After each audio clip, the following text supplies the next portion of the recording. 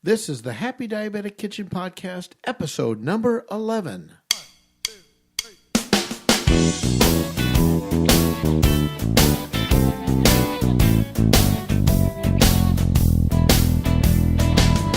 This is the Happy Diabetic Kitchen, the podcast about people who love to eat and cook healthy. This is your guide to the world of healthy cooking and conversation about happy diabetic living and lifestyles, where we turn ordinary ingredients into something extraordinary. Welcome to the kitchen and let's get cooking.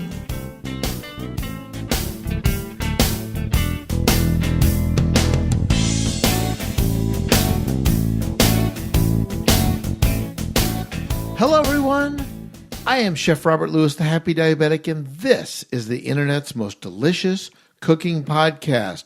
I'm here in the kitchen getting ready to fire it up. So, are you ready to get happy? Welcome to the Happy Diabetic Kitchen. Well, it's great to be here today.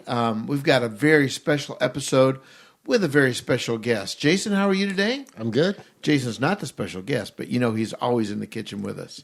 Did you have a good week? Yeah, I did. Awesome. Great.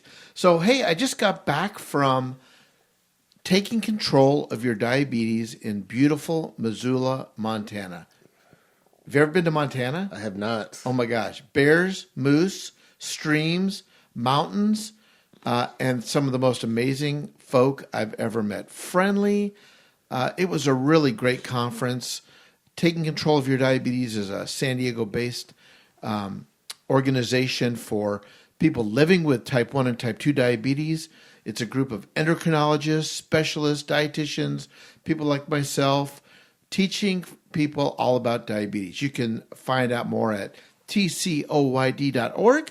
Check it out. There may be a conference in your area this year. If so, I would suggest you stop by and say hi. So at every TCOYD conference, Jason, there's usually a number of speakers and keynote speakers, but the special guest at the end of this program was a gentleman named Mike Avery. Have you ever heard of him? No, I haven't. You know, Mike is and I had never heard of him either, and no one would ever hear of this guy named Mike Avery, except he's been in hundreds of TV shows and movies as a stuntman. Usually heavily makeup, so you would never recognize him. He comes from a family of stunt folk, his mom and dad. Wow. He's also a marathoner. He's also a Ironman competitor, right? So, do you know much about Ironman competitions? I'm not an expert on it. No, not really. I imagine lots of running. Yeah, I did a little research. It's a marathon. It's a long bike ride, and it's a huge swim. Okay. All in like one day. Okay. Right? And as someone living with diabetes, even more challenging because you've got to take on your pump or take off your pump and check your blood sugars throughout the day because, you know, exercise and not eating right and all that kind of activity can really mess up your insulin intake. Okay, so enough rattling on. Let's get right into the interview. So, again, this is Mike Avery at the Taking Control of Your Diabetes Conference in Missoula, Montana. Sit back and enjoy. I'm happy to see all of you here. This is an amazing group of people, and you made it to the end. Congratulations for successfully being overwhelmed with a ton of really good information. As you can probably guess, I've been to a few of these conferences, and I know what it's like to get bombarded with stuff and to be told how great things are and how terrible things used to be and how great they're going to be.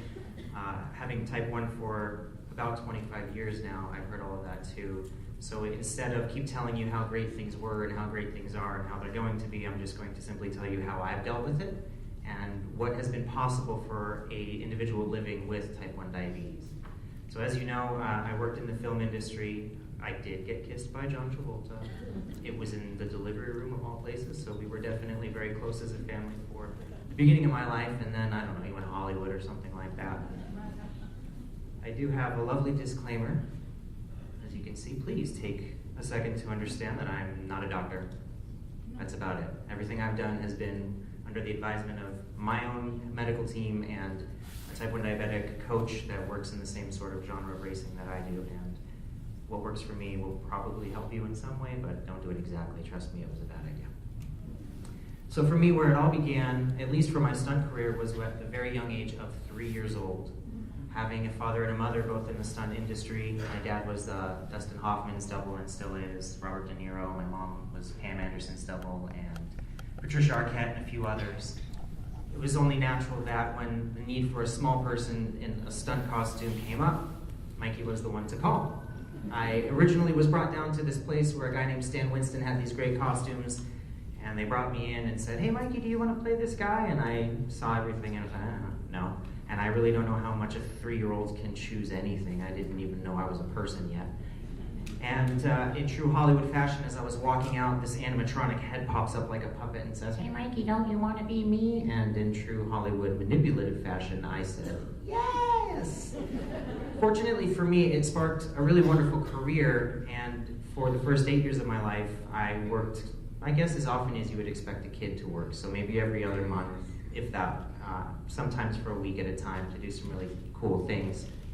Stuff like wear this lovely costume. This is the one I was talking about that started it all for me. I was 3 and in a hot, sweaty thing for what probably totaled about 4 hours a day for 3 weeks. It was, I think it's Anthony Michael Hall, or Anthony Michael Hall, was the lead actor in that, and I ran around in that thing jumping off of desks, being handcuffed to him while he was sliding around in a car. There was some gunfire involved. Of course, I had little earplugs in. And while I was doing all of these great things, life was going well. I didn't really have too much of a recollection of it, but I knew that I was having a lot of fun, and I didn't know what it meant for the future yet. Until one day when I was 8, I met this lovely thing, which some of you might recognize if you've had type 1 longer than 15 or 20 years. Mm-hmm. We affectionately called it the brick. It took a drop of blood that was about the size of a ladybug. It took a minute to give you your blood sugar, and I highly doubt that it was anywhere near as accurate as what we used even 10 years ago. That was my first introduction to what medical equipment was, and you can see on my arm, it's a lot crummier than what it is now. My diagnosis was fairly standard. I've been lucky enough to hear some really great diagnosis stories, and lucky, I guess, enough to hear some really terrible diagnosis stories. Some of you are misdiagnosed for months on end, if not years. Some are just plain not paid attention to when things are going on. I was an 8-year-old that weighed 53 pounds. I was drinking like a maniac. I was peeing all the time. I don't know how I ever even walked out of the bathroom. I was crabby, but I think my parents chalked that up to being an 8-year-old. And then one day, after wetting the bed for about a week, my vision started getting blurry. And as soon as I said that, my mom, being a stunt woman, I do remember this, pulled on the e-brake, don't ever do that, and slid her car around in the middle of the street, and we went directly to what we called the doc in the box, which was just our general everything doctor. And again, very fortunately, he looked at me as I walked in and said, "That boy's got type 1 diabetes." As simple as that. We then did a blood sugar check, of course. I was in the mid-200s, but I wasn't in DKA, very luckily. And from there, we went to the hospital where I spent about 2 weeks learning the ins and outs of type 1 from my endocrinologist, who unluckily had just had a baby. So he was coming in at 10 or 11 at night, and I don't think I had an appreciation until I started working in healthcare myself for what kind of hours people really put in for type 1s like us. So after those 2 weeks, I went home, and the first thing I did, oddly enough, was go in front of my 3rd grade class and essentially do what I'm doing now, minus this cool stunt stuff. They all knew who I was. But I did tell them what type 1 was like and what it was going to take from them to help me live my life. From there, life moved on, and I continued on to stunt work, and as you can see, the elf costume did change, but it was still me being an elf. I don't know if it's a height thing. Everybody out here in Montana seems to be tall. On your right there is from a Super Bowl commercial I got to do. I was very fortunate to do quite a few Super Bowl commercials, mainly for Bud Light. That one was for Pepsi. The one on the left was for a video game called Dragon Age, where we got to do all of the YouTube videos and kind of help sell and promote that one. Going on with more costumes, this was on a movie called Superhero Movie. For anybody young in the crowd, I used to double Drake Bell, who was from Drake and Josh. He played this character, was his first sort of real feature film role, and it was a lovely costume. It took an hour to get into every day. I was stitched into it in the middle, and it took about, 5 minutes to get out because I was having my anxiety attack about being in that thing for 12 hours or whatever it was. had a custom-made face mask that went in the front, so everything was set to me. It took a month to fit. And one of the big issues that we ran into with having type 1 was, where am I going to put my insulin pump? And do I even bring up having type 1 to these people? Now, my boss knows I've got it, but does the whole film crew need to know? I think yes. I'm a big advocate for getting up and just saying, I've got type 1 diabetes, here's what I need, let's move on with our day. It's a heck of a lot easier than explaining it when I'm already starting to go low. I can't talk well enough about it anyway, and I'm pale in the face and nobody's going to take me serious. So I brought it up, and we made a great little pouch in the back of that thing that I wore for the entire film for all 3 months, and because I had the haptic feedback, it made it vibrate. I could take quick boluses at least, and I knew things were going to be fine. This was before I was wearing a CGM, so I did have a little hole that we cut in the finger, and I was able to do my blood checks and all of that stuff, and it worked out really, really well. And one of the big lessons that I learned, especially on that film, was that people really didn't care that I had type 1. They are often misinformed, and they are often a little fearful of what it means, but once they know, it, at least in my experience, has not changed what they thought I was able to do. They ask, and I make sure I give them a straightforward answer and don't take any of their junk, and that seems to help as well.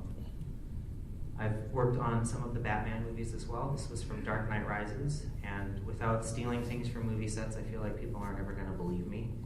They went into extreme detail on that film, so much so that they changed every manhole cover, and the ones that they didn't change, they put these big fake ones over. My dad is also a proponent of making memorabilia rooms, so we may have taken that one. Please don't tell anyone. There was a non-disclosure agreement. I know the movie has kind of gone by. And I love to illustrate that in type 1, type 2, any form of a chronic illness, really, the details matter. Paying attention to these things really matters. And there are no wrong details, there are merely the details. And when you do something about them, whether it's make a change in your diet or change what your adjustments are for your insulin, or at least just be aware that that thing is happening, life gets a lot easier and a lot better living with type 1, 2, or I guess 3 even diabetes, which I know some may be new to some of you, and that's what I refer to as everyone living with type 1 or type 2 that's in this room, your significant other, your family member, the people that are living their own struggle that is separate from ours. I've been fortunate to have some actors that I've doubled on top of, well, maybe not on top of, but alongside of Drake Bell. One was Charlie Day. He worked on a movie called Horrible Bosses, where I was lucky enough to sit in the back of that Jetta there for 3 weeks with the phone up to my ear and do nothing. That was the really great part about being a stuntman. A lot of the times you didn't have to do a heck of a lot.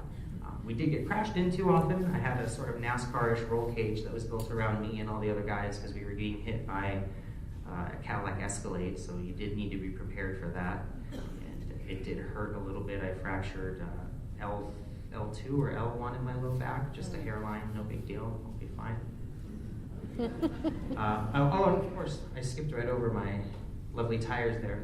That happened in about 20 minutes. One of the great things we get to do is practice, and practice in type 1 or 2 diabetes is really, really important. Just getting things down, learning how they work, being willing to trial and error, and in my experience, error more than try. You finally get there and you can figure a lot of things out. And when you're doing it with a tire, it's just a heck of a lot of fun. On the bottom left there is some motorcycle riding. My dad always taught me, working in the film industry, that you need to be a 7 at anything. You don't worry about being a 10, you can fake it for the rest of it. That may apply to some of your careers. It's working for me so far. If any of you are fans of the show Grimm, I have been able to play quite a few characters on that one as a recurring. You would never know it, however, because I get to do this. The one on the right there is a 5-hour and 45 makeup job, so it took quite some time. We started at 2 in the morning, and then we put in a 12-hour work day, and then from there I still had to put another hour in taking the makeup off. And the slide previous said hiding in plain sight, because a lot of us with type 1 or 2 don't ever show it. And for a person like myself, if you don't see my Dexcom, if you don't see my pump, you're not going to assume that anything is wrong with me. And not that anything is, but you certainly aren't going to assume I'm having a struggle. And one of the great things about my career has been that I've been able to hide in plain sight for most of it. People see my face on TV if they're really looking for it and they know me, but aside from that, I'm somebody else, and it's really neat to walk by people and have them know that they, or at least for me to know that they'd seen me before. One of the big things I like to illustrate with this picture, especially the one on the right, and I think the one on the left, I'm on the left side there, that's eventually what it became at the end of that long makeup job, was having juice and again advocating for myself. I'm type 1 diabetic. This makeup artist has no idea when I show up to work that morning. And what happens when I'm 3 hours in and I've got these weird dentures in my mouth and I go low and I start talking stupid. He's not gonna know what to do. I'm in mostly wardrobe, so I don't have a medical alert tag on. I had to tell him off the bat, let's put this straw in here. If I get stupid, just shove the straw in my mouth. If I'm not drinking it, squeeze it and get on the radio. But at least now I have something less to worry about while I'm sitting there, because trust me, in 5 hours of makeup, you go to a lot of very strange places. This was another really neat costume that I got to wear on that one called the Lowen. The nose was really big, and it also pooled with sweat, so that was kind of horrible for most of the day. And I think that it was one of the first times, I had already been using a Dexcom at this point, that I started understanding what different hormones and different activity would do to type 1 and even type 2. Anytime I would get my butt kicked on TV, my blood sugar would go through the roof. And I wore that thing for the entire day, and it was a lot of repetitive motion, and I thought, well, why am I not dropping? And I never considered that I had a ton of adrenaline and cortisol and all these other hormones that I've not been educated on shooting through my system, and that was raising my blood sugar. And that was a really good time to start experimenting with temporary basal rates. Pumping is a very good thing, and a lot of that really helped with keeping me in line, because if I'm 250, 300, I'm no good to anybody on that movie set. More importantly, I'm no good to myself. So I did a bunch of this stunt work. I think we have some more pictures of it. Here's a really great one. I like to ask type 1s when I meet them, and type 2s as well, what is your support system? Who is your support group? I can't do any of this by myself. I have an endo that I trust. I have a CDE that I trust. I guess I don't listen to my dietitian much because she would never like what I'm doing. And I have a bunch of friends and family that understand what type 1 diabetes is and are willing to be with me and do things with me regardless of any condition I might have. And that's illustrated here by me being in the pilot seat of this helicopter. My dad is also a helicopter pilot and flies for film, because jack of all trades is a fun thing to do. And I have him on my team trusting that I'm not going to crash this thing. He knows I might go low, he knows I might go high, but he doesn't care. He's willing to take the slack if ever I end up letting it out. The guys in the back are friends and they're family friends, and they know I've got type 1. So I consider them the support group for that day, because they're willing to sit in the back of a helicopter with a type 1 pilot. And also San Francisco's helicopter here, K-Ron, whoever owned it probably didn't know I was flying it, but I'm going to count them too, because they let me fly it. Also, if you own that helicopter, I'm very sorry. Well, sort of sorry, it's still around.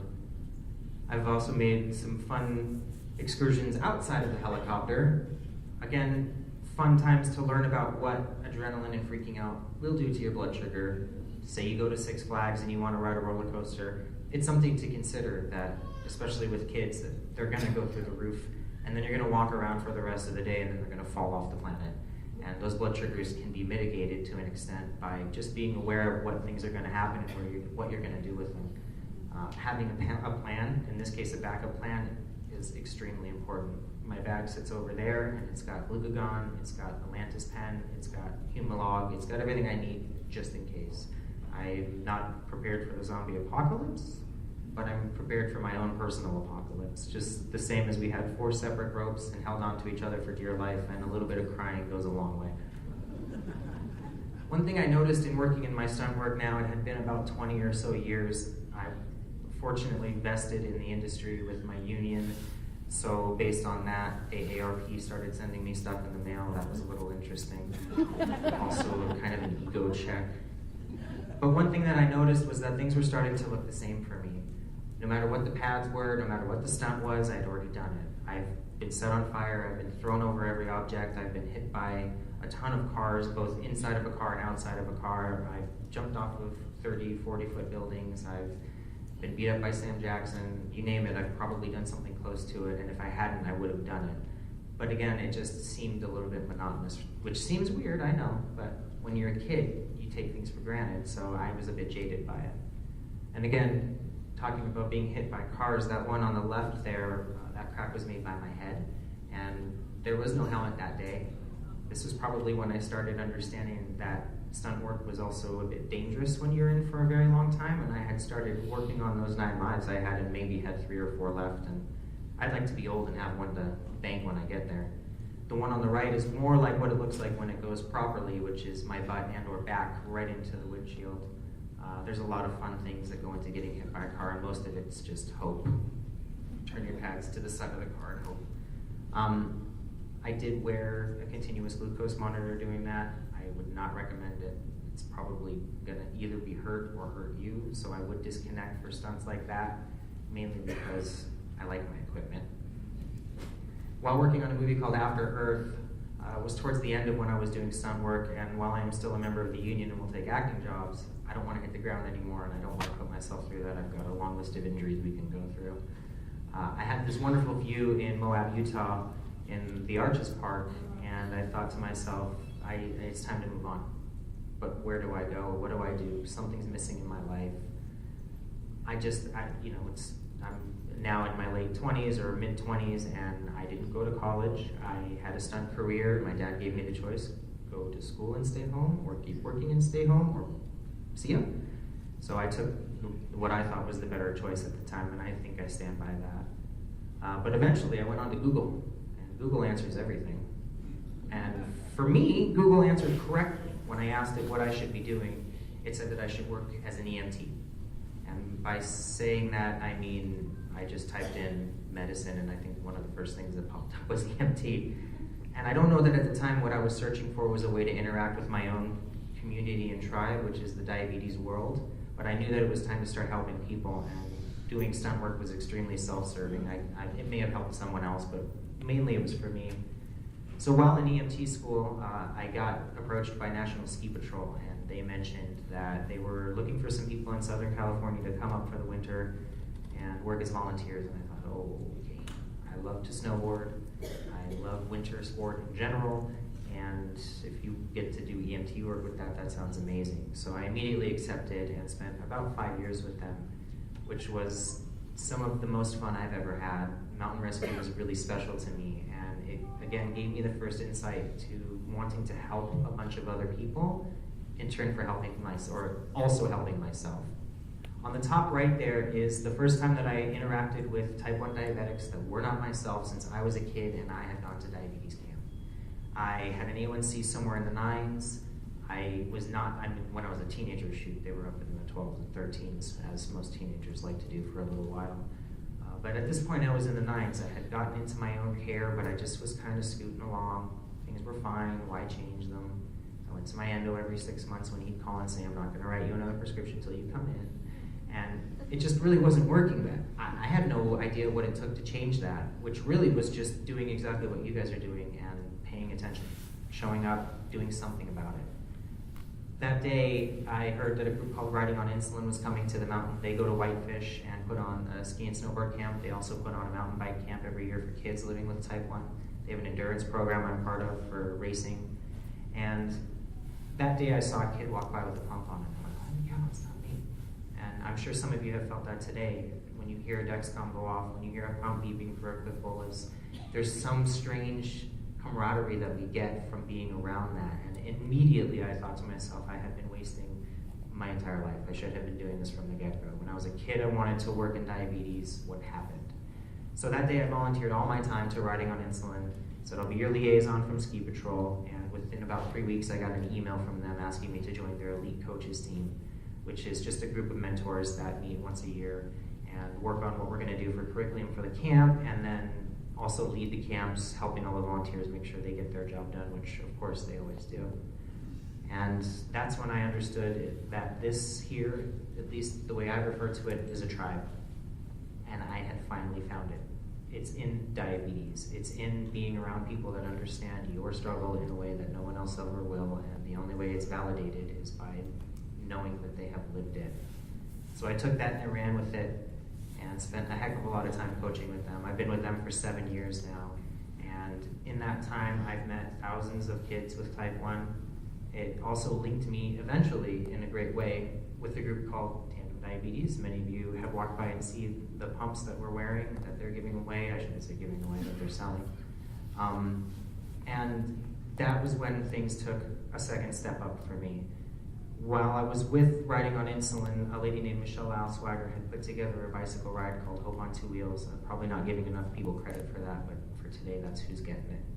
And it was a 140-mile bike ride from Newton, New Jersey down to Hershey, Pennsylvania in about 12 hours. And I thought, oh yeah, that sounds fun. I love cycling. I could get into that. And we did that. It was an amazing day.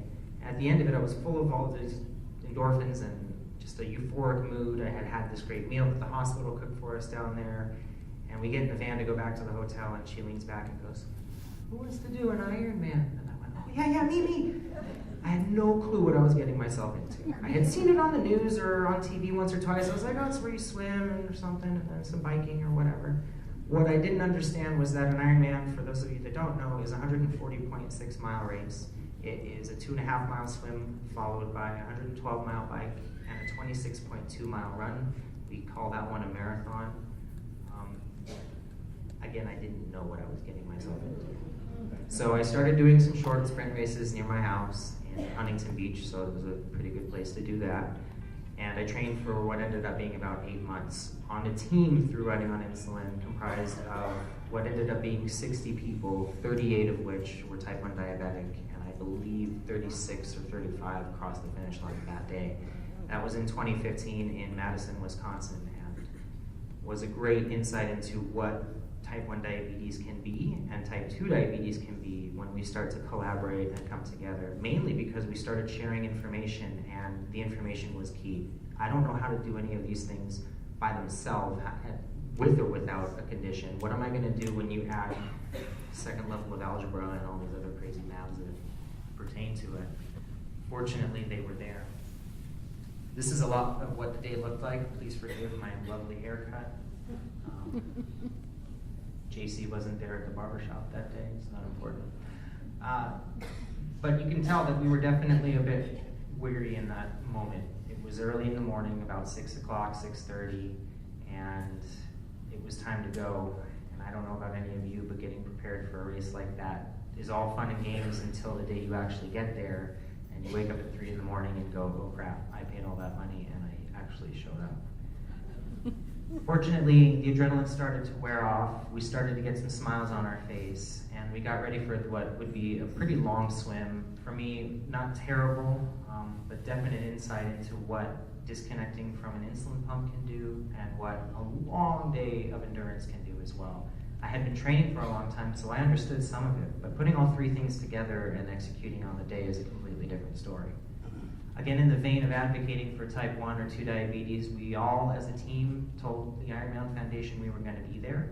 They set apart a second special needs table there so we could put everything that we needed right outside the swim. You can see mine at the top there. I had my CGM monitor that was there at the time, and my t:slim was sitting in there. As soon as I got out of the water, I did my quick blood sugar check with a real stick to make sure things were good, plugged in my pump, and off to the bike I went. And I thought, this is great. My blood sugar was 115. It was like, yes, I'm the best. I've learned since then that one blood sugar, the best does not make. So I plugged in my pump. I thought, well, I'm going to ride my bike for quite some time. I should probably have some carbohydrates. And I took about, 20 grams or so, and I got on my way. But what I forgot to remember was that being off my pump for an hour and a half meant that my blood sugar was going to go through the roof. And taking that 20 grams of carbohydrate on top of that probably sent me way too far through the roof. And about an hour and a half into the bike, which was about 6 hours for me, I shot to 300 and something. Yeah, no kidding. As I was riding, I'm thinking to myself, okay, I've got all these targets that I'm trying to hit. I don't want to put out too much effort, and I don't want to keep my heart rate too high. Well, try keeping your heart rate down when your body's pumping salt and sandpaper through your veins. It doesn't quite work. So fortunately for me, at the moment when I thought to myself, and I probably thought it a million times that day, I'm not going to finish this race and I should probably just pull off type 1. I then had one of my brothers with type 1 pull up right next to me, and I immediately, and we sit with aero bars like this, I'm sitting there riding my bike, and I look at him with probably the worst face ever, just beet red, and said, how are you feeling? He goes like, crap! I said, what's your blood sugar? And I remember he takes out his Dexcom and he just holds it like this. And it said like 314 or something like that. I remember it was a blue one. And I just laughed and was like, oh, me too. He put it in his pocket. I saw him reach, and I think he was taking insulin. I know now. And then he reached out and he got a Clif Bar. I thought, what are you doing? And he ate the Clif Bar at 300. We're riding his bike, taking a ton of insulin. And I said, what are you doing? And he said, well, I can't do the run if I don't eat food now. You're supposed to eat something, for me at least, like 1,700 calories while you're on the bike so that you actually have energy later. And I thought, okay, well, I'll do it too. So I ate my food. I took what ended up being about 14 units of insulin, and I upped my basal rate to 150%. Again, I'm telling you not to do things I did because it might not necessarily work. But to me, it made sense. I was covering a bunch of insulin I hadn't taken yet. I was covering a correction for a super high that I had that I knew was not going anywhere because I was dehydrating myself consistently throughout the day. And I was also taking insulin for the food that I was going to eat. And fortunately for me, by the time I got to the run, as you can see with the somewhat smile and kerfuffled look on my face, I made it down to the 160s, which for any of you other athletes out there, I think you know is kind of a good sweet spot. You can go a little bit higher, you can go a little bit lower, and you don't have to worry too much. But needless to say, I got to make it to the finish line at that point. One of the coolest things was that same guy, Aaron, who was on the bike and ran into me in the beginning, was now next to me on the run. And it was very lucky because we stayed on that bike together for some time, and he really helped guide me through feeling like I wanted to give up, feeling like something wasn't going to work out and that it was based on diabetes, which it wasn't. It was a mental game at that point. And by the end of it, his blood sugar was not coming up. We did generally the same thing, and this is why I think it's so important to really be willing to toy with your treatment a little bit, again, under advisement, but be willing to trial and error a little bit, because his near miss made him not come over 60 till the end of the race. And I watched him drink Coca-Cola after Coca-Cola after Coca-Cola. It didn't matter. He would eat Doritos, and we'd check his finger and he'd be 80, and we'd run another mile and he'd be 65, and then he'd drink another soda. It just was perpetual low at that point. You've probably heard some bit about post-exercise hypoglycemia, and that it doesn't kick in for maybe 8 hours until after your activity. But when you're in the 13th or 12th or 14th hour of your activity, they're all happening at the same time. So that planning is extremely important. Fortunately, I was there, and I, at that point, decided I don't care how long it takes us to get there. You were with me, I'm sticking with you. That's what type 1 especially is about. And type 2 is just having that teamwork and not putting what you want aside, but being willing to be flexible. And fortunately, that worked out. At that point, being on that team is when I met a woman named Blair from Tandem Diabetes, who said, hey, you seem to do really neat things, you should probably speak for us. And that turned into now almost 4 years speaking with Tandem, and it has been an eye-opening experience to travel the country and meet type 1s and type 2s everywhere. The one thing that I'm seeing is that we're all exactly the same. We all behave the same, we all do the same silly mistakes, which really aren't mistakes. We all feel the same way, we're all lacking in the same places, but we're also a ridiculously tight community. Since then, I've also been lucky enough to end up working with a company called the Padre Foundation. We're a nonprofit in Orange County. We grant somewhere in the neighborhood of $50,000 a year to type 1 research specifically. We put on 81 continuing education courses and new onset courses free of charge for type 1 families, and a bunch of other really neat things. And the best part of that is that I get to give back to all of the healthcare providers and all of the people that really helped me get to where I'm at today. And for you youth with type 1 or 2, I very much encourage you to look into your own diabetes world and see what you can do for it, because it gives back. And in the most, it gives back in getting your bucket refilled. And having your bucket full in this condition is the only way to take care of yourself, I think.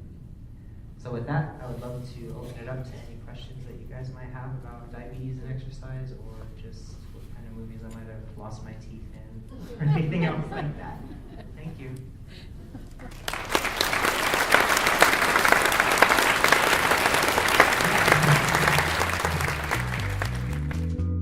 You're listening to the Happy Diabetic Kitchen Podcast. I'm your host, Chef Robert Lewis, the Happy Diabetic. Be sure to follow me at Facebook, Twitter, Instagram. You'll find all my social links at happydiabetic.com or in the description of this episode in your favorite podcast app. If you have a question for me, go to my website, happydiabetic.com, and hit the contact button and say hello. You ask questions and I'll answer them. They might even become part of the show. If I select your question, I'll send you a cookbook of love.